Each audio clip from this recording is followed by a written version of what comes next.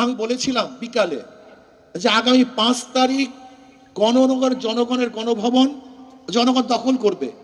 আল্লাহর কি কৃষ্ণা কাকতালীয় ভাবে সেই 5 তারিখই দখল হয়েছে, কিন্তু বৈষম্য বিরোধী ছাত্র আন্দোলন, ইসলামী আন্দোলনের খবরও নেয় না যে তারা কোথায় আছে, কি করবে, কি করতেছে। আজকে বাংলাদেশে এত পরিবর্তন হয়েছে, আমি প্রশ্ন করি ইসলামী আন্দোলনের সাথে কি পরামর্শ করা হয়েছে? অথচ যারা যেই সমস্ত দলের মহাসচিব ডিক্লার দিয়েছে, ঘোষণা দিয়েছে যে আন্দোলনের সাথে আমরা সম্পৃক্ত নই, তাদের হুকুম চলতেছে, আর আমরা জীবন বাজি রেখে মাঠে ঝাঁপিয়ে পড়েছিলাম গুলির সামনে, অথচ আমাদের খবরও নেই। এখানেই তো বৈষম্য শুরু হয়েছে। বৈষম্য বিরোধী আন্দোলন তো বৈষম্য এখান থেকে শুরু হয়েছে।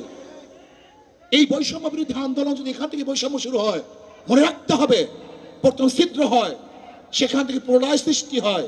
ইসলামী আন্দোলনকে যদি বৈষম্য বিরোধী আন্দোলন গুরুত্ব না দেয়, তাহলে ইসলামী আন্দোলনের প্রথম তাদের বিরুদ্ধে মুখ খুলতে বাধ্য হবে। এবং রাখতে হবে ইসলামী আন্দোলন সবসময় সত্য এবং সঠিক কথা বলে আসছে, বলতে থাকবে, বলবে ইনশাআল্লাহ। আমরা জীবন বাজি রেখে ঝাঁপিয়ে পড়ে